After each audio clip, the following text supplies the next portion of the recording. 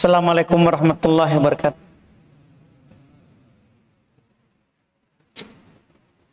Alhamdulillahirabbil alamin. Wassalatu wassalamu ala rasulina wa nabiyina Muhammadin wa ala alihi washabihi wa man tabi'ahum bi ihsan ila yaumiddin. Amma ba'd. Alhamdulillah, kembali pada malam hari ini kita melanjutkan majelis tafsir dengan membaca surat Al-Baqarah. Di malam hari ini insyaallah ta'ala masih melanjutkan penyebutan nikmat-nikmat yang Allah Subhanahu wa ta'ala berikan kepada Bani Israel, yang diingatkan kepada mereka agar supaya mereka tentunya mendapat petunjuk dan bersyukur atas nikmat yang Allah Subhanahu wa ta'ala berikan kepada kita, dan hikmah disebutkan kepada kita supaya kita mengambil pelajaran dari apa yang dilalui oleh orang-orang sebelum kita. Di malam hari ini kita akan baca ayat 51 dan 52. Jika ada waktu sebentar masuk di 53. Allah Subhanahu wa ta'ala berfirman, A'udzubillahi minasyaitonirrajim. Wa idh wa'adana Musa 40 lailatan thumma taqattumul ijla min ba'dihi wa antum dhalimun thumma 'afawna 'ankum min ba'di dzalik la'allakum tashkurun. Ini nikmat yang Allah Subhanahu wa ta'ala juga berikan kepada Bani Israel. Allah berfirman, wa'id, dan ingatlah ketika wa'adana Musa 40 lailah, kami berjanji dengan Musa, yaitu untuk menerima Taurat pada waktu 40 hari, pada waktu 40 malam.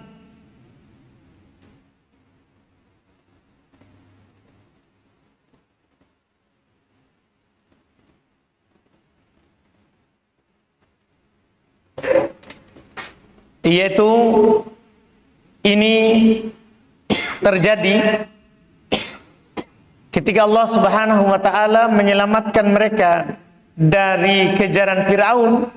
Ini setelahnya ini. Setelah ini Allah Subhanahu wa ta'ala memberikan dan menurunkan Taurat kepada Musa, yang akan disebutkan nanti di ayat 53. Allah berikan kepada Musa Alkitab, yaitu At-Taurat wal Furqan, serta pembeda antara kebenaran dan kebatilan. Itu setelah mereka selamat. Setelah mereka selamat dari kejaran Firaun dan pengikutnya binasa, maka mereka bisa beribadah kepada Allah Subhanahu wa ta'ala dengan tenang di atas nikmat itu. Maka Allah Subhanahu wa ta'ala memanggil Nabi Musa untuk menerima Taurat. Ini yang disebutkan di sini. Maka Nabi Musa pun pergi. Bahkan Nabi Musa pergi lebih segera daripada yang Allah Subhanahu wa ta'ala janjikan kepadanya. Jika kita mau lebih jelas, nanti ada di surat Toha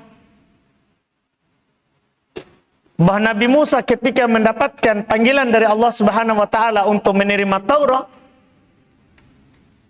dia langsung pergi mendatangi Bukit Tur. Mendatangi Bukit Tur.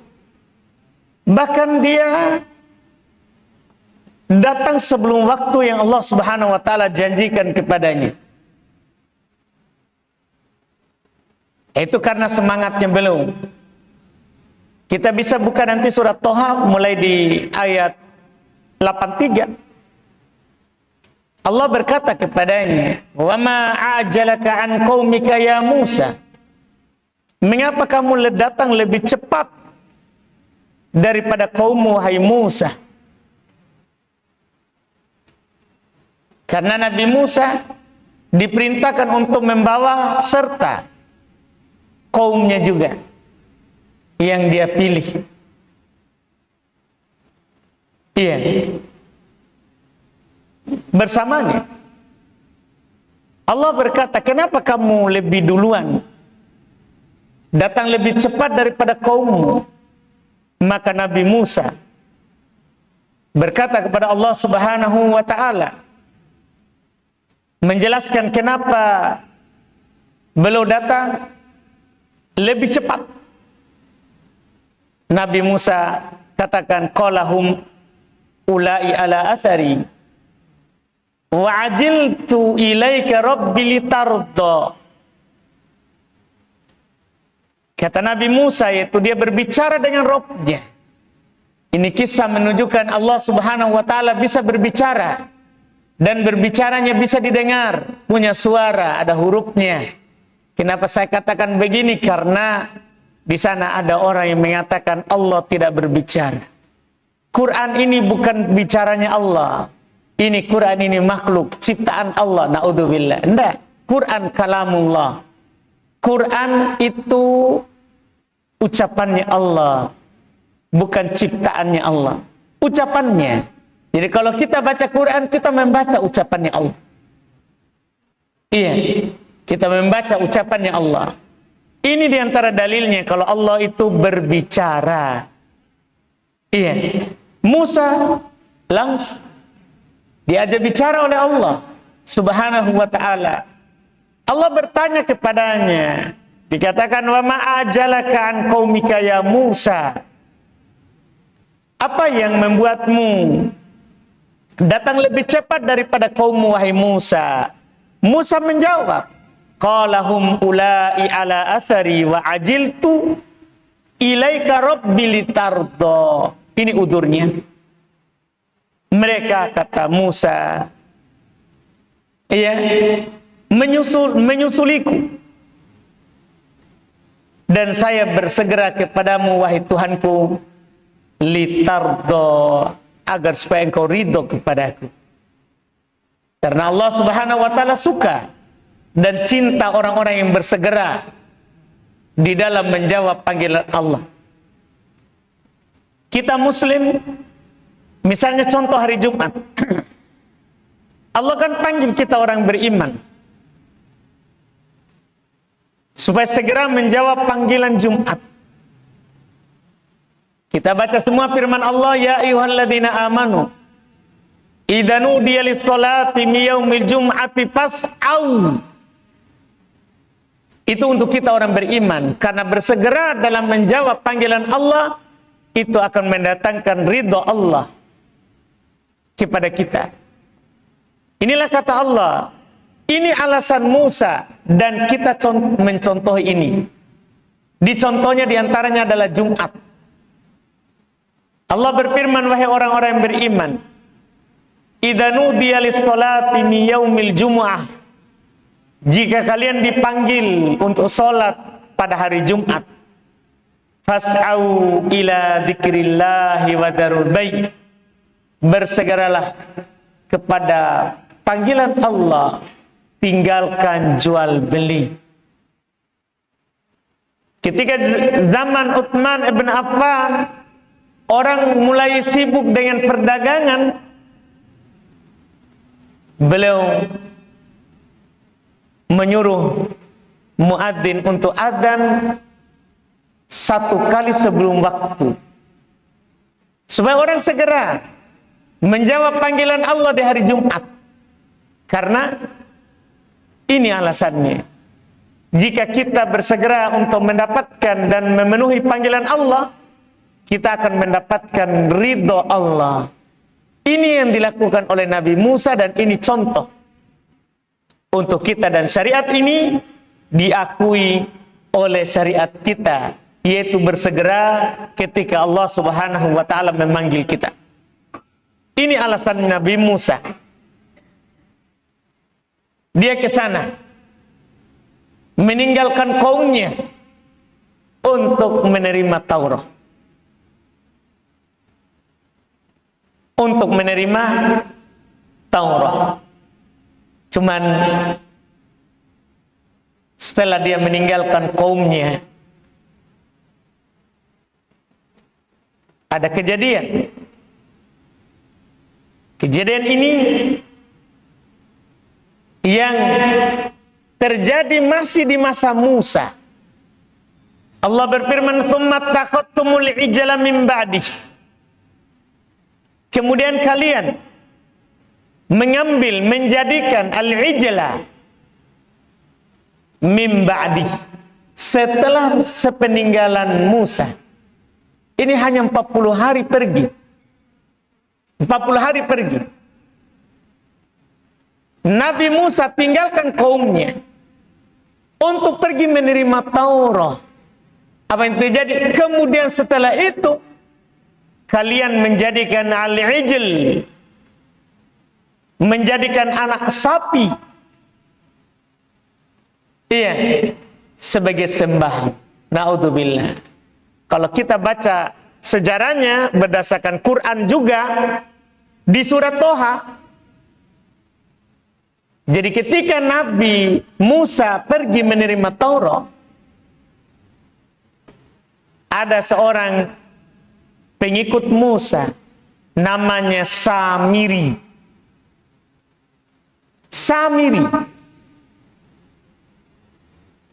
Sepeninggalan Nabi Musa, ini Nabi Musa masih hidup.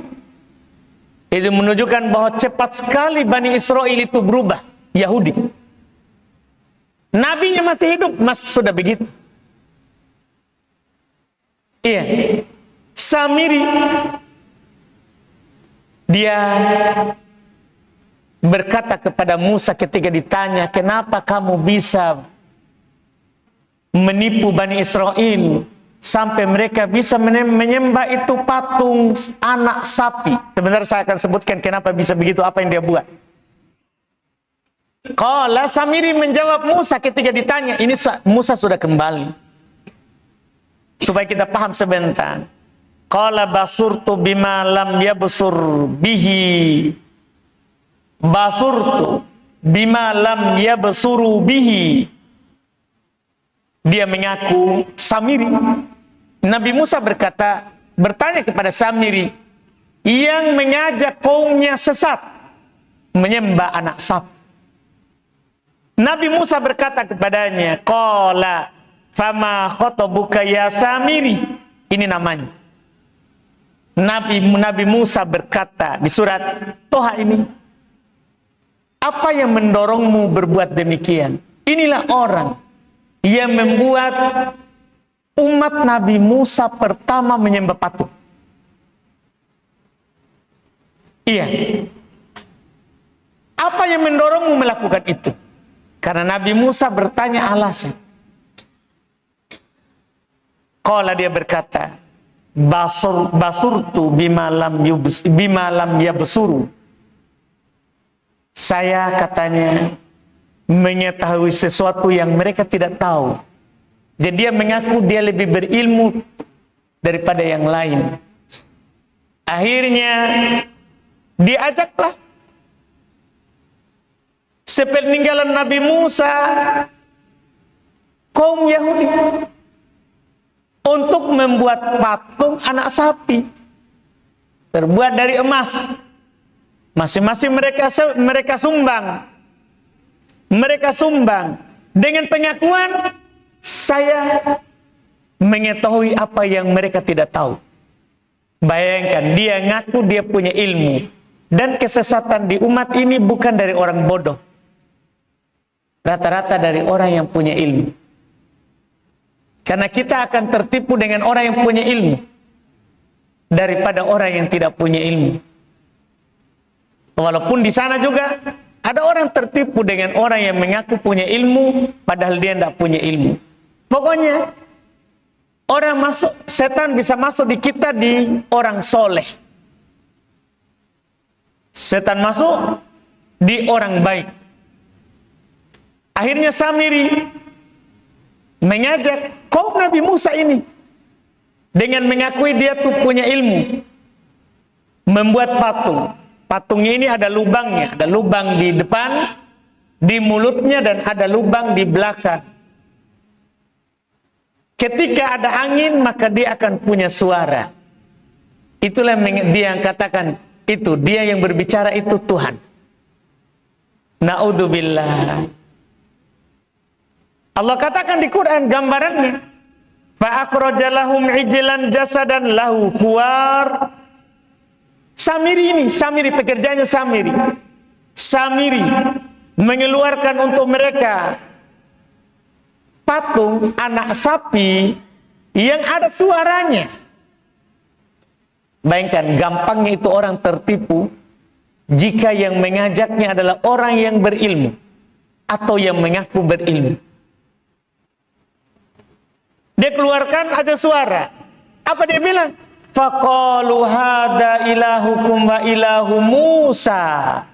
Mereka bilang, ini adalah Tuhan kalian dan Tuhannya Musa. Panasiah, cuman dia lupa. Dia ke sana menerima Taurat, dia lupa kalau ini Tuhannya.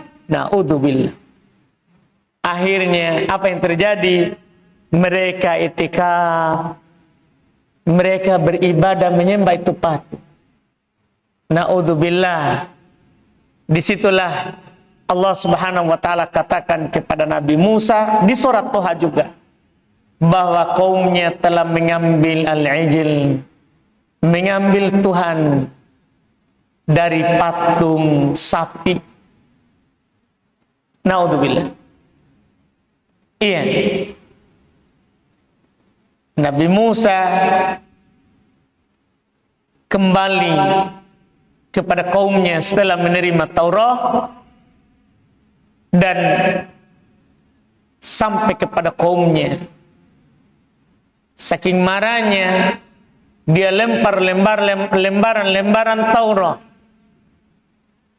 dan dia mencekik leher saudaranya yang juga dia titipkan kaumnya kepadanya, itu Nabi Harun. Iya. Kenapa bisa terjadi seperti ini?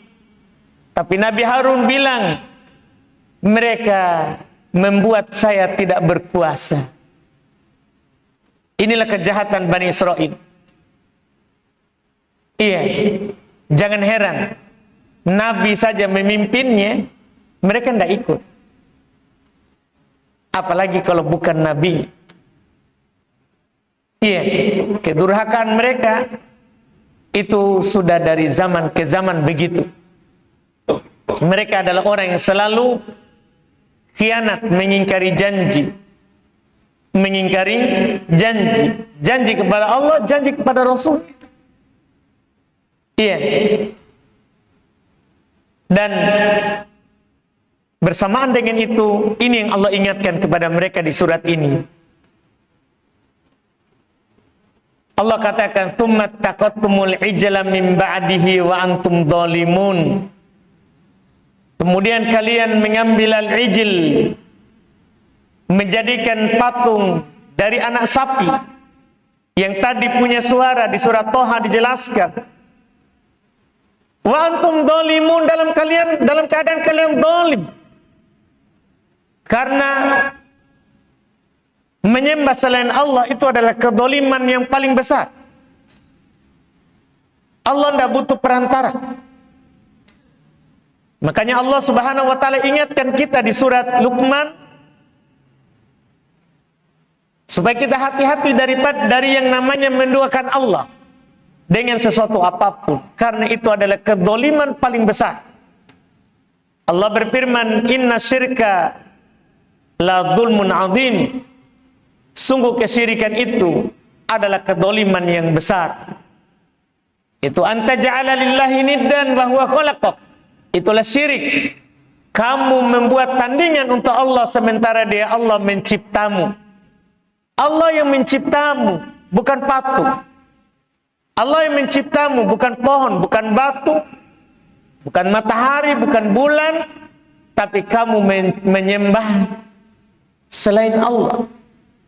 Itulah dibilang syirik. Ini kejahatan dari dulu. Diingatkan. Kalian zalim. Tapi apa yang terjadi? Ini namanya nikmat. Inilah yang harus diingat oleh Bani Israel. Tsumma afawna ankum min ba'di dzalik.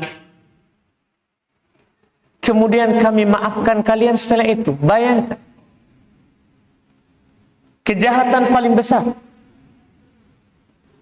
Mengambil sembahan selain Allah. Tapi bersamaan dengan itu Allah maafkan mereka.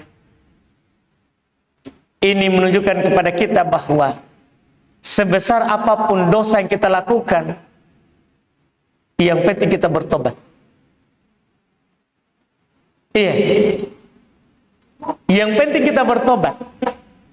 Allah pasti memaafkan. Ini saja Bani Israel. Tidak ada dosa yang lebih besar daripada ini. Karena Nabi SAW kabarkan akbarul kabair. Dosa besar dari dosa-dosa besar adalah yang paling besarnya al-isyraku billah. Kita menduakan Allah. Itu dosa paling besar dari seluruh dosa besar. Ini Bani Israel jatuh di dalamnya. Tapi nikmat Allah. Karena setelah Nabi Musa kembali, kita nanti bisa baca surat Toha. Nabi Musa mengambil itu anak sapi, patung, dan membakarnya. Dan Nabi Musa berkata kepada Samiri, lihat itu yang kamu sembah. Tidak mampu melindungi dirinya. Bagaimana bisa melindungi kalian? Ini ditegakkan oleh Nabi Musa kepada mereka. Dibakar sembahan. Dan mereka disuruh melihat. Karena kalau dia adalah sembahan, pasti dia bisa melindungi dirinya. Pasti. Kan dia adalah pencipta. Dia adalah pengatur. Dialah yang memberi rezeki. Dialah yang menghidupkan dan mematikan. Kalau memang dia sembahan, pasti dia melindungi dirinya. Nabi Musa bakar. Bisa kita baca di surah Toha. Dia bakar. Dan Nabi Musa perintahkan mereka, lihat kepada Tuhan yang kamu sembah. Tidak bisa apa-apa. Dengan bukti itu, kembalilah kaumnya. Tapi nanti ada cara bertobatnya bagi orang-orang yang sudah terfitnah dengan Samiri. Itu nanti di Al-Baqarah ayat 54. Cara tobatnya mereka nanti disuruh membunuh dirinya. Cara tobatnya orang dulu. Bagi yang jatuh dalam kesalahan. Intinya, kaumnya kembali lagi menyembah Allah Subhanahu wa ta'ala. Tsumma afawna ankum min ba'di dzalik. Kemudian kami maafkan kalian setelah itu. La'allakum tashkurun. Agar supaya kalian bersyukur. Karena ketika kita jatuh dalam dosa, kemudian Allah Subhanahu wa ta'ala memaafkan dosa kita, mengampuni kita dengan memberikan kita petunjuk untuk bertobat, itu nikmat. Itu nikmat. Ketika tadinya kita orang yang lalai, jauh dari masjid, kemudian setelah itu Allah Subhanahu wa ta'ala beri kita hidayah, akhirnya kita bertobat, menjadi rajin ke masjid, itu nikmat. Ini diingatkan. Inilah nikmat yang Allah berikan kepada Bani Israel. Jatuh dalam kesalahan, kemudian mereka perbaiki dirinya, bertobat, Allah maafkan, maka mereka dituntut untuk melakukan satu hal, bersyukur. Iya, mensyukuri itu nikmat. Kita nikmat diberikan hidayah oleh Allah. diberi hidayah oleh Allah. Itu nikmat. Mendapat petunjuk itu nikmat. Kita bisa lihat Al-Fatihah. Awalnya adalah alhamdulillahi rabbil alamin. Itu awalnya. Segala puji bagi Allah, Rabb alam semesta. Iya, itu pujian. Setelahnya lagi ayat kedua pujian. Ar-Rahmanir Rahim. Karena menyebutkan nama-nama Allah sebelum meminta, itu pujian. Ar-Rahman Ar-Rahim. Maliki Yaumiddin, pujian lagi. Iyyaka na'budu wa iyyaka nasta'in, pujian juga. Hanya kepadamu kami beribadah dan hanya kepadamu kami meminta pertolongan. Baru setelah itu kita meminta. Apa yang kita minta kira-kira? Supaya kita tahu inilah nikmat yang terbesar yang kita diwajibkan minta dalam sehari. Ada 5 kali sholat kita disuruh berdoa dengan doa. Ihdinas siratal mustaqim. Tunjuki kami, beri kami hidayah. Kepada apa? As-sirat al-mustaqim. Kepada jalan yang lurus. Siratal ladzina an'amta alaihim. Jalannya orang-orang yang engkau beri nikmat kepada mereka. Di surah An-Nisa dijelaskan siapa itu. Minan nabiyyin. Minal ladzina an'amallahu alaihim. Di antara orang-orang yang Allah berikan nikmat atas mereka. Minan nabiyyin, dari para nabi. Itu pertama, orang yang diberi nikmat oleh Allah. Wasiddiqin, dari orang-orang siddiq, Abu Bakar dan yang semisalnya. Wasyuhada, dan orang-orang yang mati syahid. Wassolihin, dan orang-orang soleh. Ini yang kita minta. Siratal ladzina an'amta alaihim. Jalannya orang-orang yang engkau beri nikmat atas mereka. 4 golongan tadi. Itu yang kita minta. Karena mereka lah yang berada di atas petunjuk. Setelah itu kita katakan di penutupnya. Ghairil maghdubi alaihim. Bukan jalannya orang yang dimurkai atas mereka. Nabi pernah ditanya, siapa itu yang dimurkai? Ahumul Yahud. Apakah mereka orang Yahudi? Kata Nabi. Paman, siapa lagi? Siapa lagi yang dimurkai? Yahudi. Waladdallin, bukan pula jalannya orang-orang yang sesat. Juga Nabi ditanya siapa mereka? Apakah mereka Nasoro? Iya, Nasoro. Kita meminta hidayah, kemudian minta dijauhkan dari 2 golongan itu. Yahudi, Nasor. Jangan sampai setiap hari kita minta hidayah, tapi tingkah laku kita setiap hari ikut Yahudi, ikut Nasor.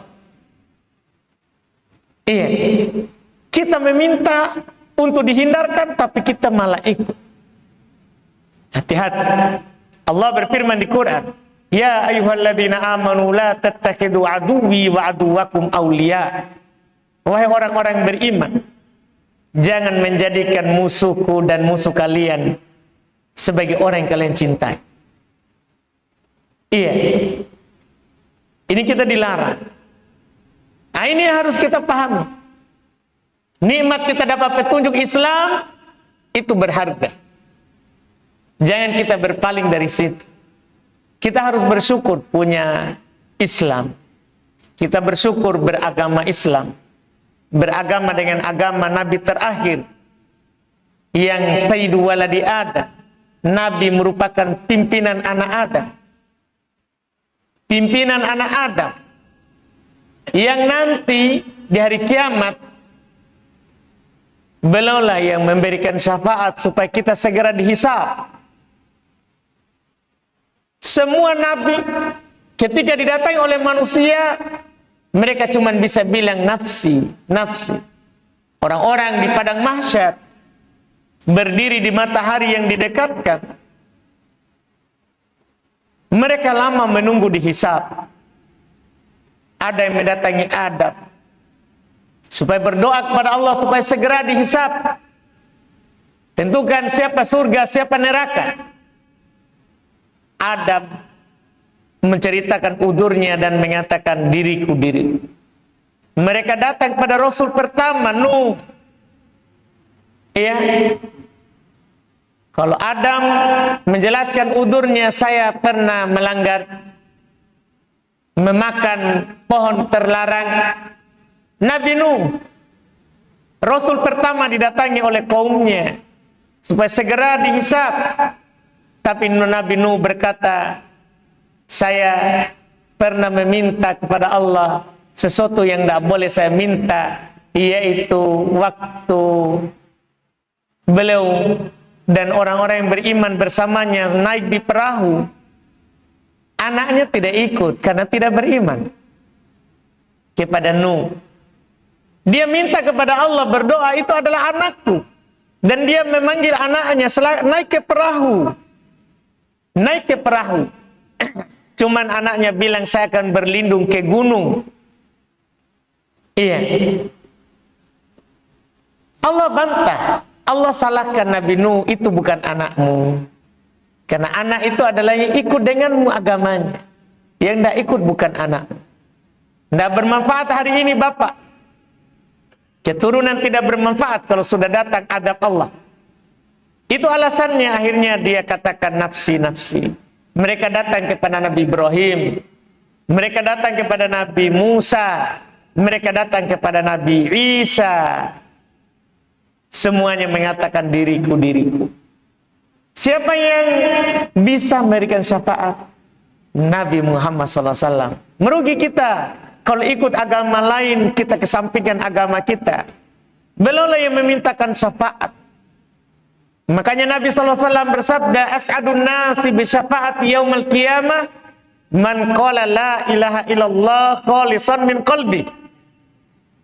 Orang yang paling berbahagia, orang yang paling beruntung mendapatkan syafaatku pada hari kiamat adalah orang yang berucap la ilaha illallah, yang mengatakan la ilaha illallah, tidak ada yang berhak disembah kecuali Allah, ikhlas dari dalam hatinya. Itu syaratnya, ikhlas. Harus ikhlas. Apa cirinya ikhlas? Ya, dia akan membuang sembahan selain Allah. Dia hanya akan menyembah Allah saja, tidak ria, tidak sum'ah. Tidak ada lagi kuburan yang dikeramatkan, tidak ada lagi pohon yang dikeramatkan, tidak ada lagi sembeli di sungai, di laut, tidak ada lagi sembeli di kuburan. Itu namanya ikhlas. Karena ketika kita bilang la ilaha illallah, pertama yang kita bilang la ilaha, tidak ada yang berhak disembah, berarti semuanya kita buang. Illallah, kecuali Allah, yang kita tetapkan hanya satu, Allah saja. Lihat apa yang dilakukan oleh Samiri, itu dimarahi besar oleh Nabi Musa. Allah Subhanahu wa taala menurunkan wahyunya kepada Nabi Musa bahwa kaumnya telah sesat. Dan pelajaran bagi kita adalah ternyata sepeninggalan Rasul itu pasti ada orang yang berubah. Ini Nabi Musa contoh, hanya ditinggalkan 40 malam berubah. Dan ini juga terjadi pada umat Islam. Kita tahu bid'ah pertama yang dilakukan, ini sebagai penutup. Bahwa di umat Islam juga begitu. Jangan merasa bahwa aman kita kalau Islam, kita sudah aman, tidak mungkin salah kalau kita Muslim. Tidak. Karena kita akan mengikuti jalannya orang-orang sebelum kita, kecuali kita yang dapat hidayah. Kecuali kita dapat hidayah dari Allah Subhanahu wa taala. Dan ini terbukti, Nabi meninggal. Kita tahu bid'ah apa yang pertama dilakukan oleh orang, masih sahabat. Piring Nabi belum pecah, baju Nabi belum usang. Bid'ah yang pertama dilakukan adalah bid'ah yang terjadi di negeri Kufah, zikir berjamaah. Zikir yang dipimpin. Satu orang yang mengatakan takbir 100, yang lainnya Allahu Akbar, Allahu Akbar, Allahu Akbar, Allahu Akbar 100. Tasbih 100, tahlil 100, dipimpin. Didatangi, karena ini terjadi di masjid, kebetulan ada Abdullah bin Mas'ud. Orang yang masuk Islam pertama kali dari anak muda, baru 6 orang masuk Islam, dia masuk. Itu yang mengingkarinya pertama. Cepat sekali kalian berubah. Melakukan zikir berjamaah. Nabi ini Nabi tidak pernah begitu. Piring Nabi belum pecah kalian sudah begitu. Mereka bilang kami mau cuman kebaikan. Dibantah oleh Ibnu Mas'ud. Banyak orang mau kebaikan tapi karena tidak sesuai dengan yang Nabi lakukan ditolak. Maka Ibnu Mas'ud berkata, hitung kesalahan kalian, bukan kebaikan. Karena kebaikan tidak cukup dengan niat baik, harus pernah Nabi lakukan. Ini menunjukkan bahwa Islam juga begitu, umat Islam juga berubah. Maka perlu kita tentunya mempelajari kembali Quran, hadis di atas apa yang para sahabat berada di atasnya selama bersama Nabi sallallahu alaihi wasallam. Kita adzan dulu.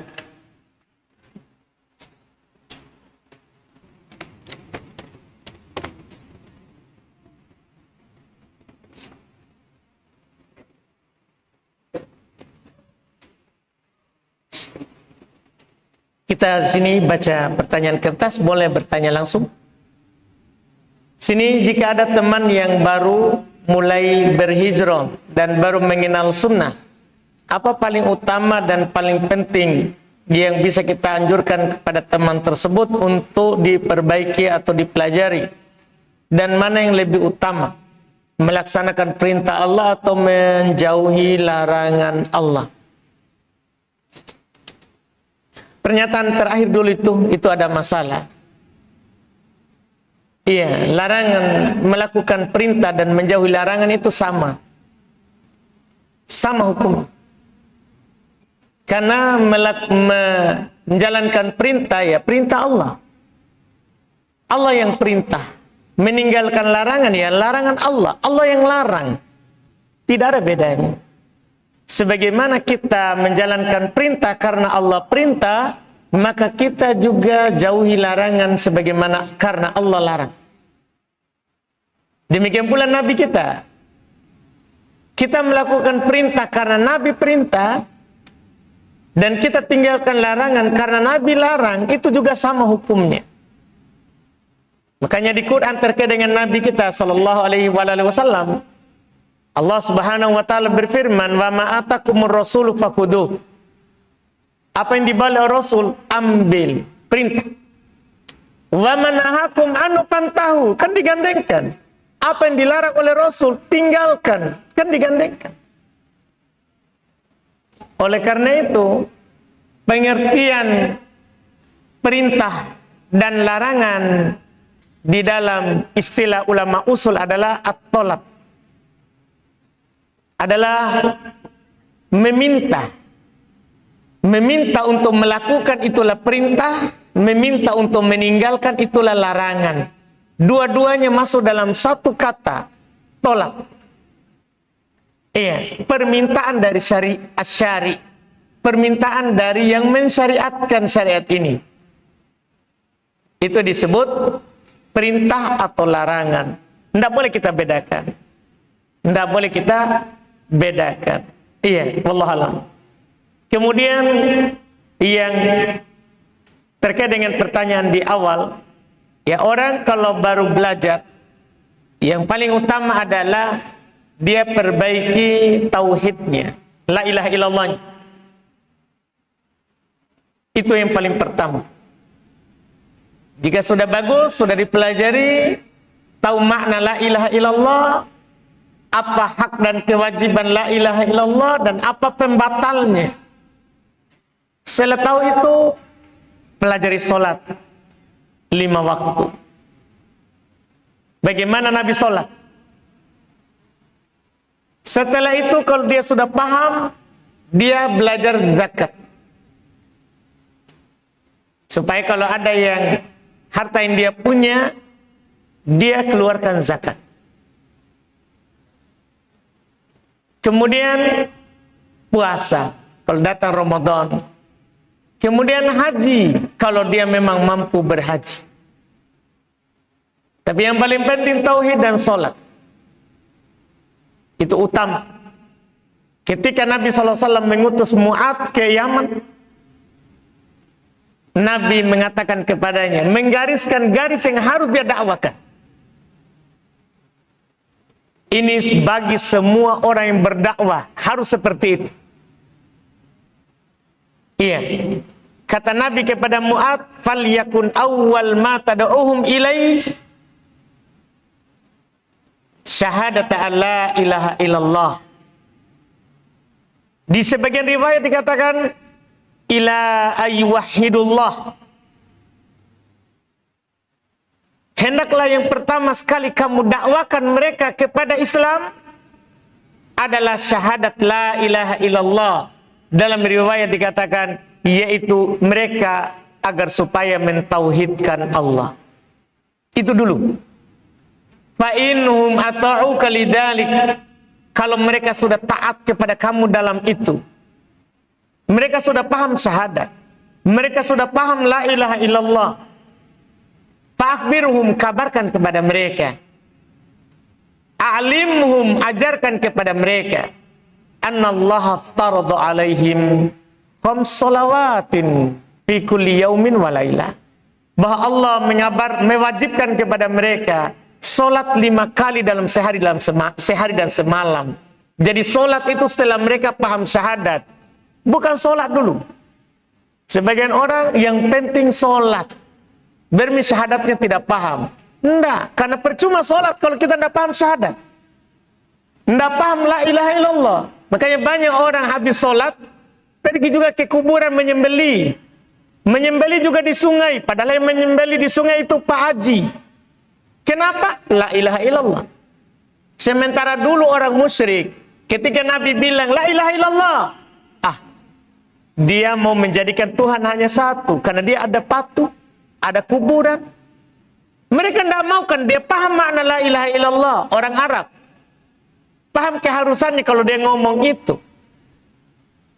Kita Muslim harus paham la ilaha illallah. Iya, supaya sholat kita diterima. Iya, setelah itu baru diajarkan zakat. Ini cara berdakwah yang digariskan oleh Nabi Sallallahu Alaihi Wasallam. Di samping harus kita punya ilmu, harus kita punya ilmu. Ini yang kita ajarkan. Jadi kalau ada orang baru belajar, ajarkan tauhid. Apa makna la ilaha illallah? Kalau dia sudah tahu, alhamdulillah, ajarkan bagaimana sholat yang benar. Ajarkan bagaimana sholat yang benar. Karena di zaman Nabi ada orang masuk masjid. Orang masuk masjid, Nabi lagi duduk bersandar. Dia masuk masjid. Dia sholat. Sampai salam.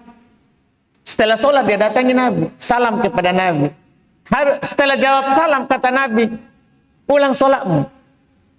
Kamu belum sholat, padahal dia sudah sholat. Ulang lagi. Sampai ketiga kali dia sholat.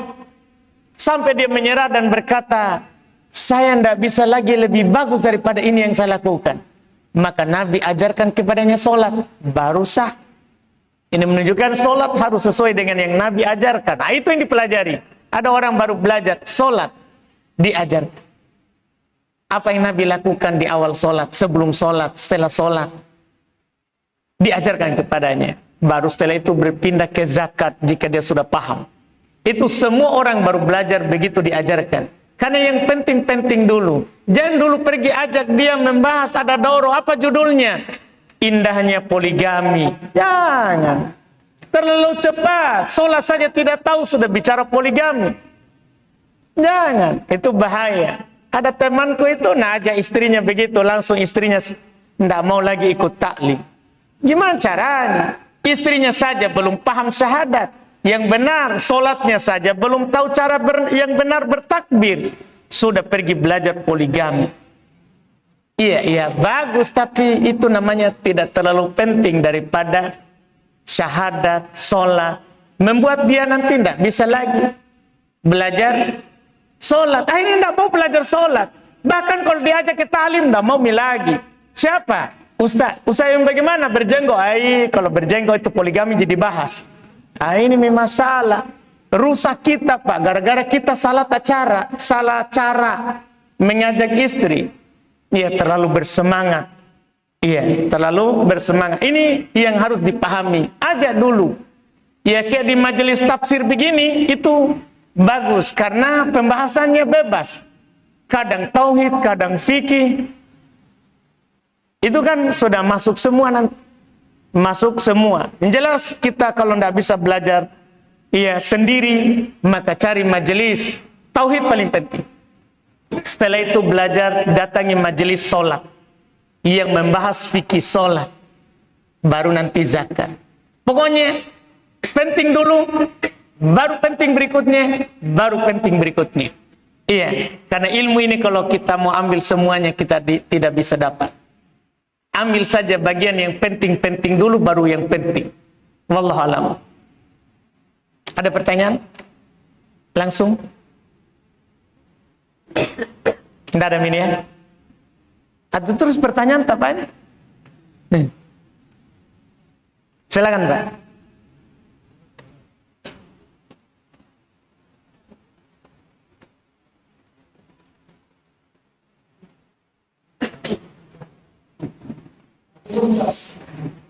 Salam.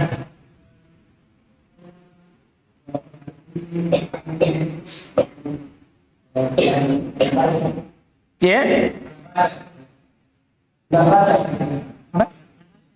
Bulan Rajab, baik.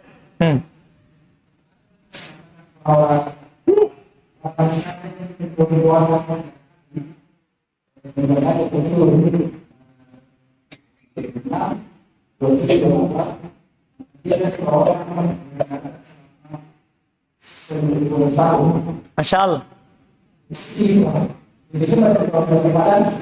Betul, Masya Allah.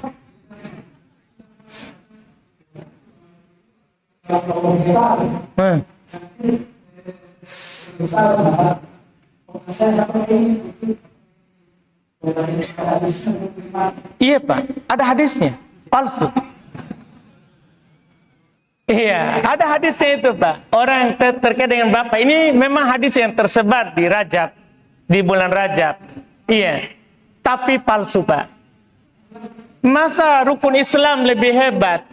Ini Rajab kan puasa sunnah. Masa lebih hebat dia daripada rukun Islam, puasa Ramadan? Kan tidak masuk akal Pak. Jadi kapan tidak masuk akal? Palsu. Iya.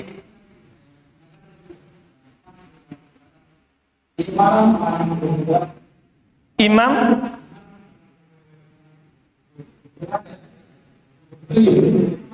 malam 27 Rajab. Oh, palsu juga Pak, palsu juga. Iya, baik Pak. Iya, jadi kan gini Pak, ada di sana ada karangan dari Al-Imam Al-Hafidz Ibnu Hajar.